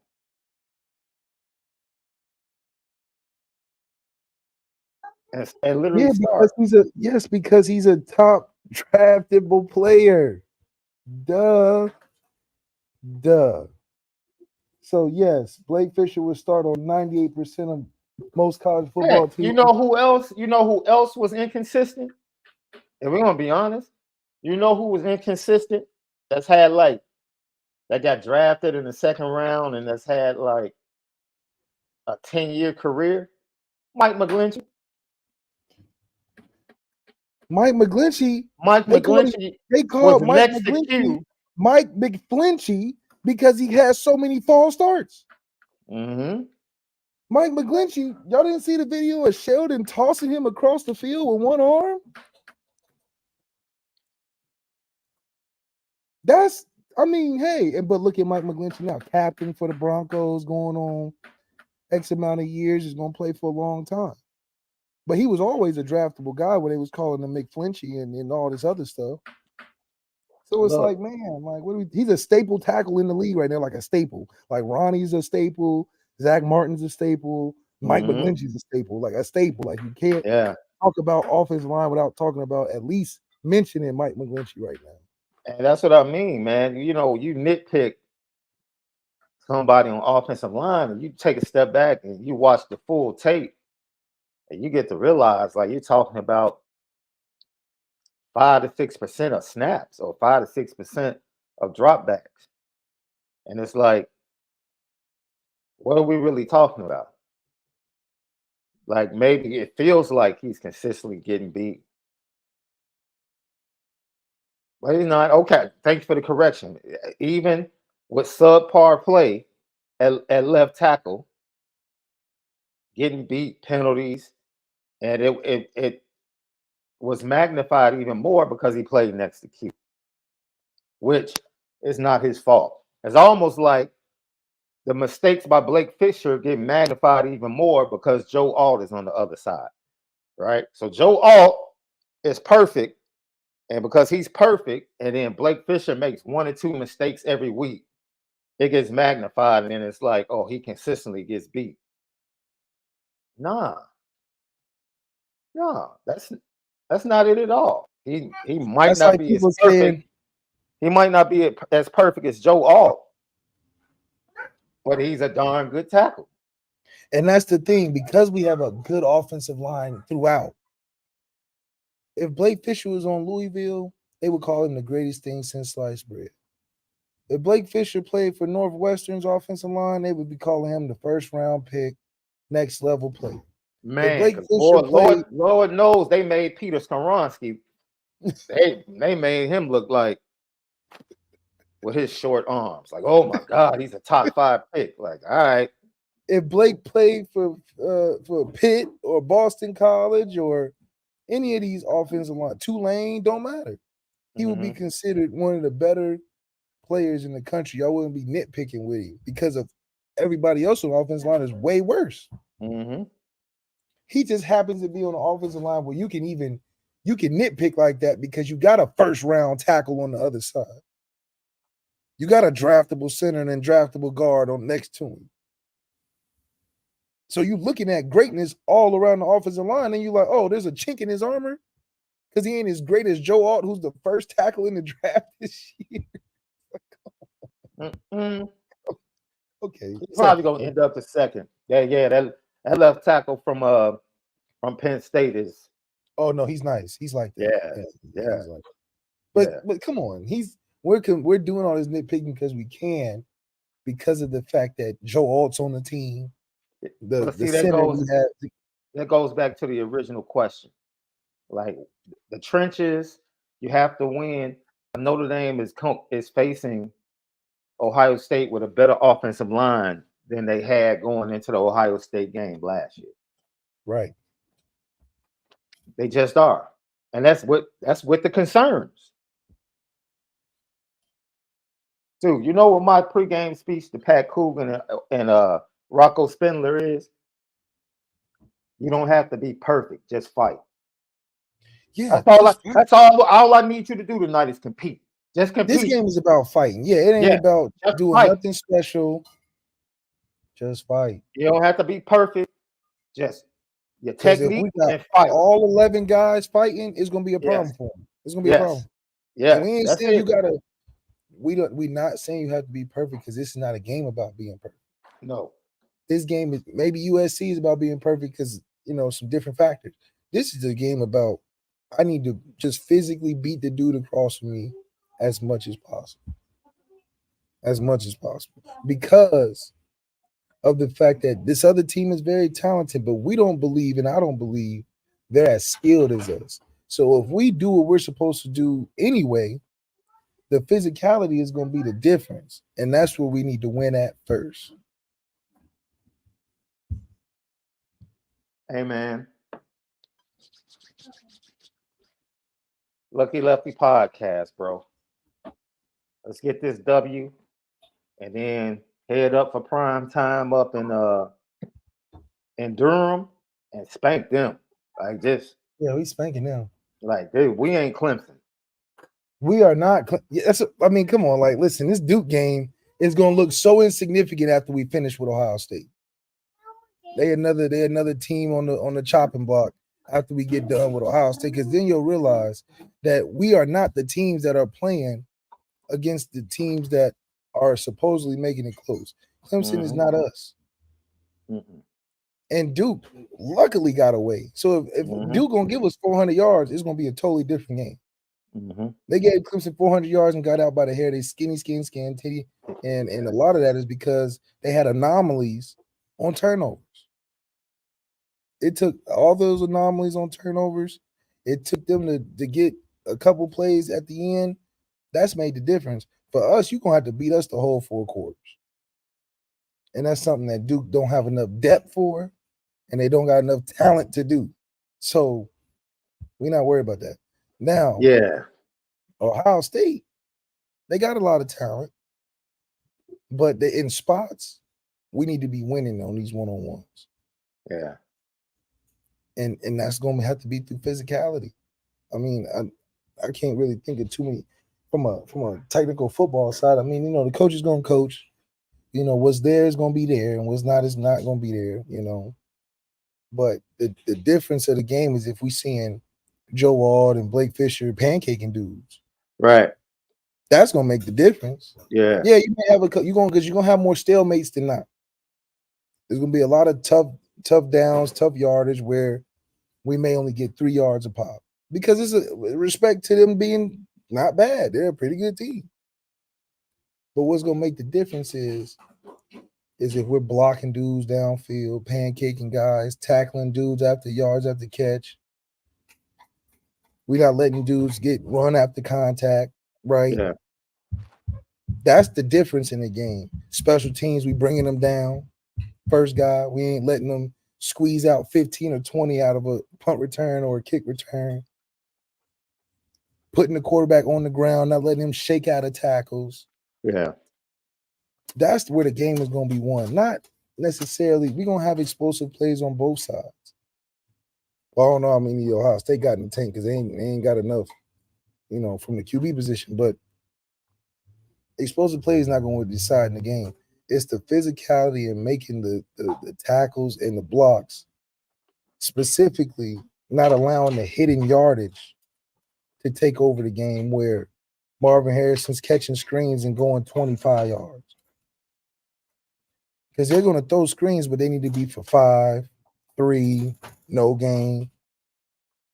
We put Ohio State where they got to convert 10 play drive touchdowns, 12 play drive touchdowns. Ohio State's not coming out a victor. Yeah. If Ohio State can't hit you with the 3-play touchdown, 1-play shot touchdown after a turnover or something like that, and they have to play offense all game, we got them in the bag.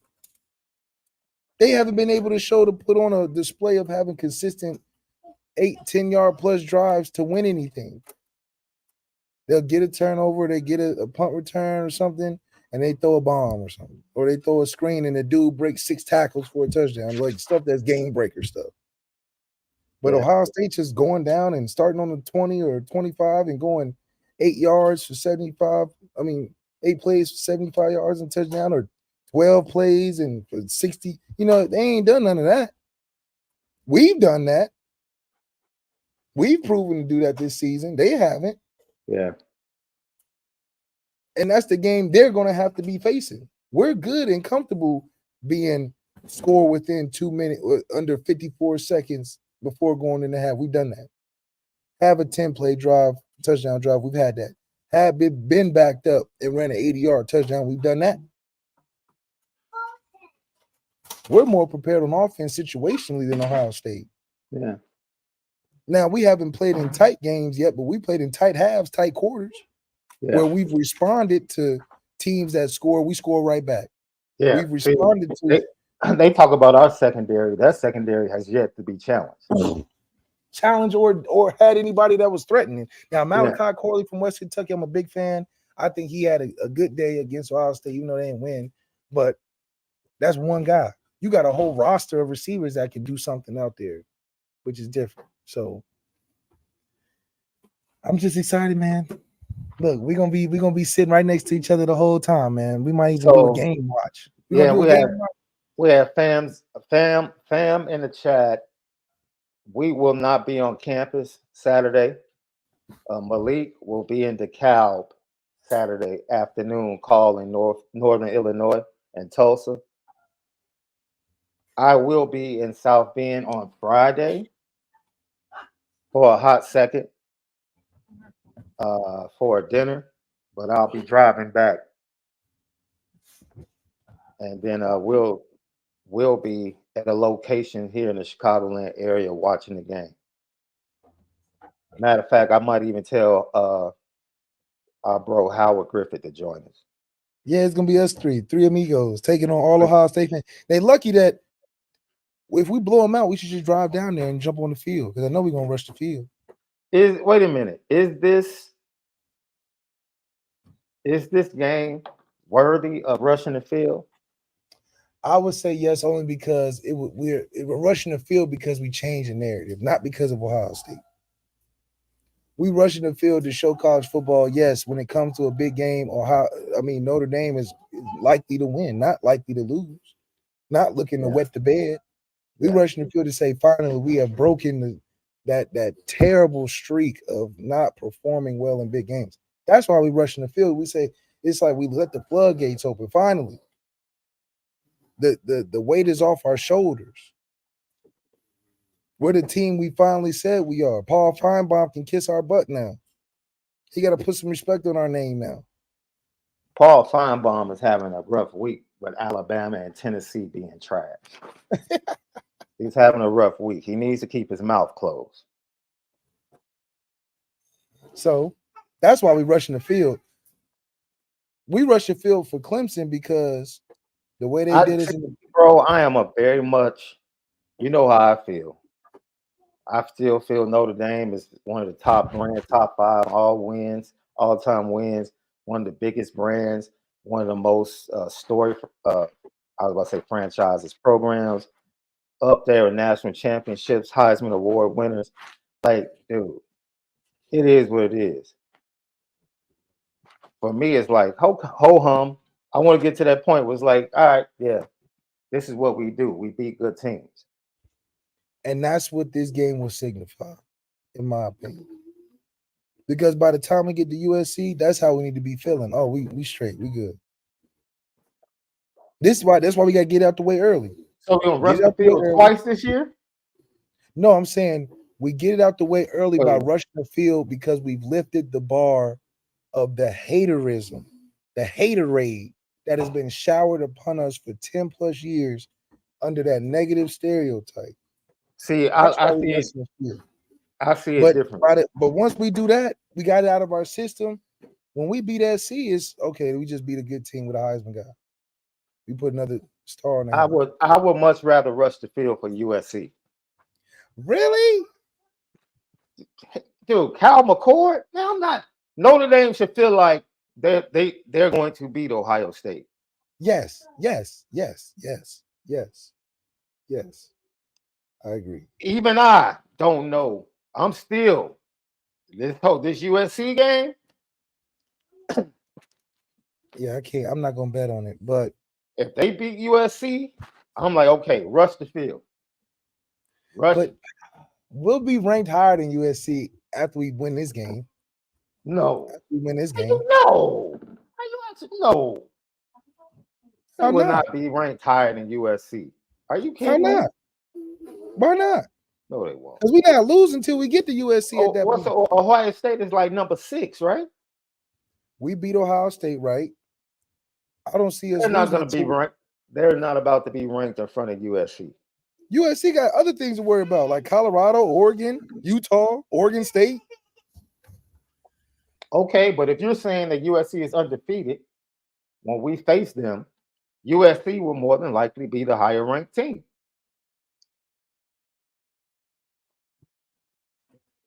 Listen, SC has to worry about way more games than us because their defense will never be as good as they try to make it seem. Never.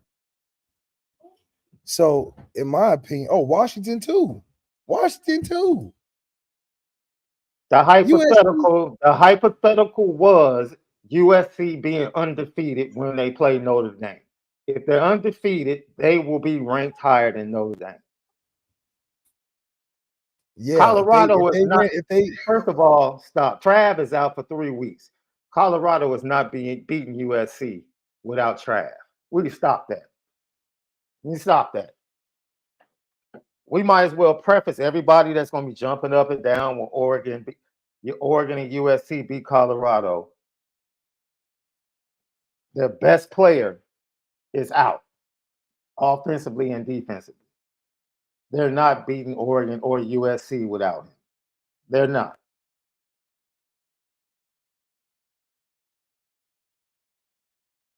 They're not.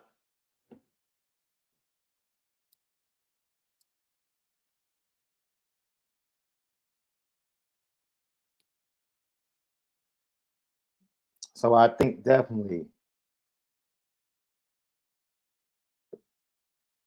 Colorado is not beating Oregon without Travis. People don't understand how important Travis Hunter is, dude. Y'all bugging. If you don't, this is funny to me, especially the way this fan base anointed JD Te'o and try to talk about how massive of a loss he was for one game, and this cat Travis is out for 4 weeks. The latest update. Come on, man. Mommy. I'm telling you. Look, if SC is undefeated by the time they get to us, I will be worried. Because they done played enough teams that are very formidable that I don't think we'll play. I don't think we have enough games.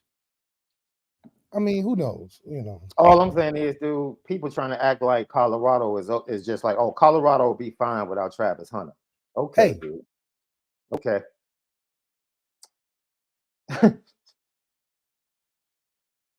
All right. You say so. It's fun because this fan base made it seem like missing JD was like, oh my God. That's a massive loss, my brother. That's a massive loss. So, last but not least, before we get out of here, we got 2 minutes left in the show. This is Marcus Freeman talking about the lack of sacks left. Ask me about it, like sacks. Everybody keeps talking about sacks. I told Coach Golden, man, we're number 1 in the country in pass efficiency defense. And so that's the stat I'm worried about. I'm not worried about sacks.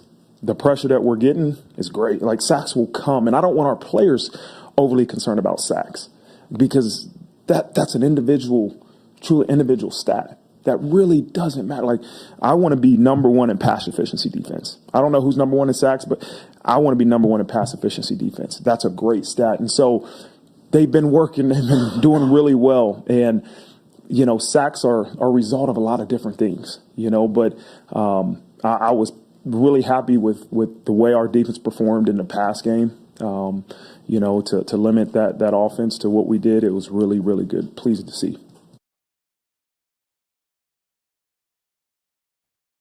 If you care about one number and not the other, I don't understand the difference. Like, pass efficiency speaks more to me on the secondary, but from a sack standpoint, sacks are very important. And we talked about it going into this year. We know we don't have a guy that's individually a sack monster. We knew that. I said as a collective D line, we need to be getting more sacks because collectively we should be overall better than most teams throughout the entire, O-line, D-line perspective. Like we should have enough guys that can win their one-on-ones occasionally enough to build enough sacks. We may not have a Chase Young or Isaiah Fowski that's getting 25 sacks in 2 years or whatever the crazy number was. But for him not to think it's important, I think it's a little concerning because what team ever won a championship without having a good amount of sacks? You watch Alabama or you watch Georgia, they were sacking people left and right. And that's why they were so good. They were sacking everybody. So I do think that's maybe a little bit of he's trying to throw us off the trail of asking about sacks because I think they need to keep asking about sacks if it's not happening for sure. If you want to pressure Cal McCord and get him rattled, I'm cool with that. You have to sack Caleb Williams, dude. 100%. That whole sacks will come. No, you need to get Caleb Williams on the ground. A lot. Because pressuring him, he's not getting rattled. You pressure him, that's touchdown 50 yards down the field. And him running around and all that and then sliding and putting the crown on his head.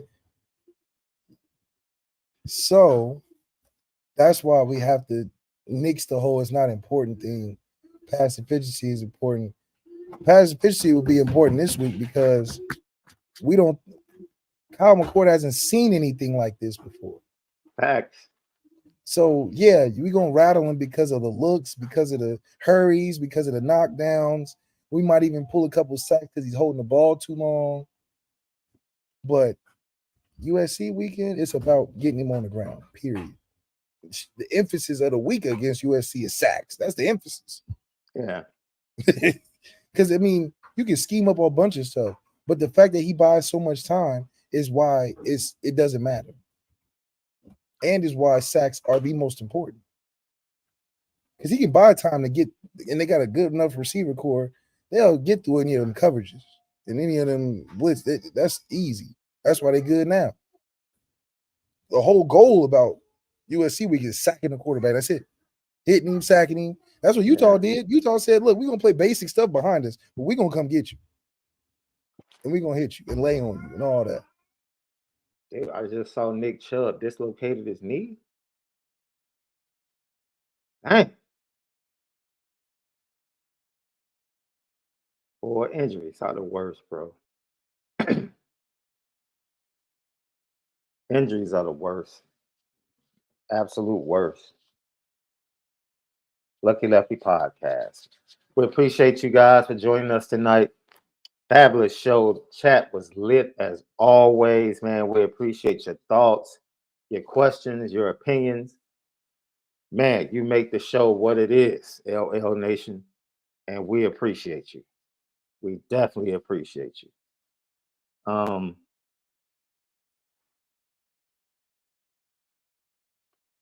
Tomorrow, I believe, same time. No, tomorrow night, I believe. No, tomorrow, I believe, is at 11 o'clock. But we'll post it on social media page. You know what time it is.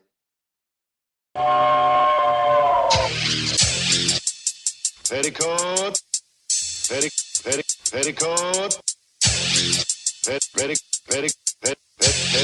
Petticoat Junction. It's time to get petty. Oh, we did a good job executing. Are you upset with something? And fire up the Petticoat Junction train. I just don't like you. You don't? No. What is today's petty historic? Petty Junction.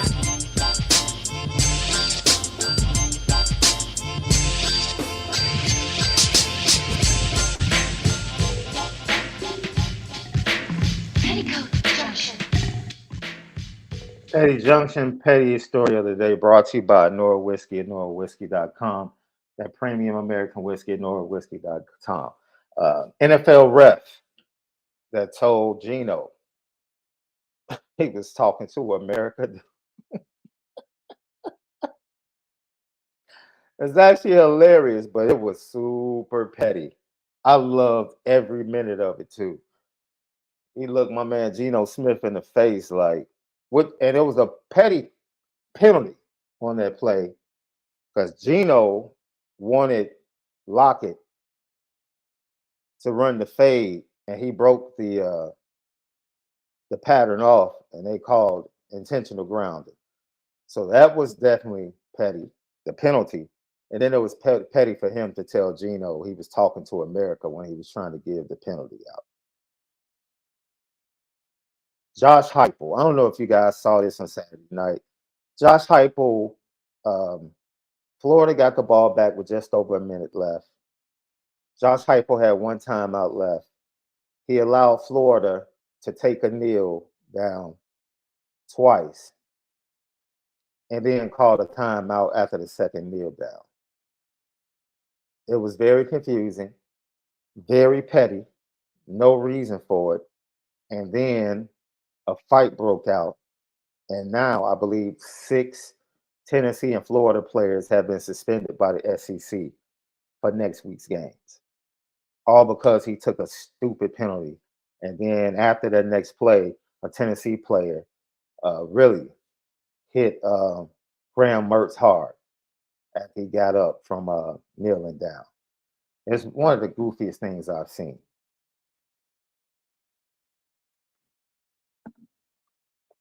Yeah, I saw that Jay Carr, and then, a Tennessee player and a Florida player just straight squared up like they were on like the corner of Michigan and 115th in Chicago. They just squared up. I'm like, idiots, you both have helmets on. What are you about to hit? Hey. Honestly, Chris Bacon, and this is why I don't sweat recruiting rankings. If you watch the film, the junior film,